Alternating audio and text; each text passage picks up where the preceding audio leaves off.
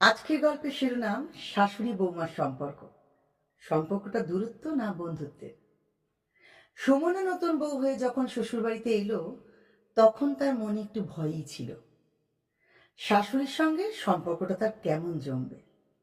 আসলে চারপাশে শাশুড়ি নামক শব্দটাতে সে অনেক গল্প শুনেছে। শাশুড়ি মানে কঠোর, সবকিছুতেই শাসন আর হাজারো নিয়ম কানুন। কিন্তু তার শাশুড়ি একদম অন্যরকম একজন মানুষ। প্রথম দিনই হেসে বললেন, শোনো মা, আমি তোমার শাশুড়ি ঠিকই, কিন্তু আমি একজন মা। তুমি যেমন চাইবে ঠিক তেমন করেই থাকবে। আমি তোমার সবসময় পাশে আছি। এই কথাগুলো সুমনার মনে একটা গভীর দাগ কাটল।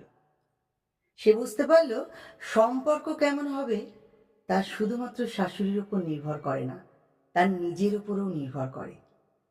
কিন্তু সম্পর্ক তো সবসময় সহজ হয় না। একদিন রান্নার সময় সুমনা একটু বেশি লবণ দিয়ে ফেলেছিল। ভয় পেয়ে গেল। শাশুড়ি একটু হেসে বললেন, অত ভয় পাওয়ার কি আছে, এটা তো আমারও হতে পারত। ঠিক আছে, তুমি আজ লবণ বেশি দিয়ে ফেলেছ, আমি নয় একটু আজকে জলই বেশি খেয়ে ফেলবো।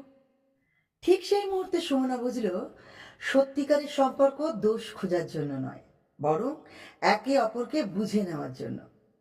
দিন যেতে লাগলো, আর ধীরে ধীরে তারা শুধু শাশুড়ি বৌমা নয়, একটা ভালো বন্ধু হয়ে উঠল।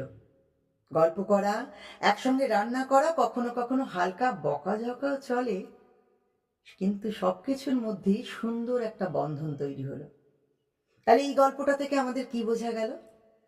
যে শাশুড়ি বৌমার সম্পর্ক কেমন হবে তা নির্ভর করে আমাদের দৃষ্টিভঙ্গির ওপর।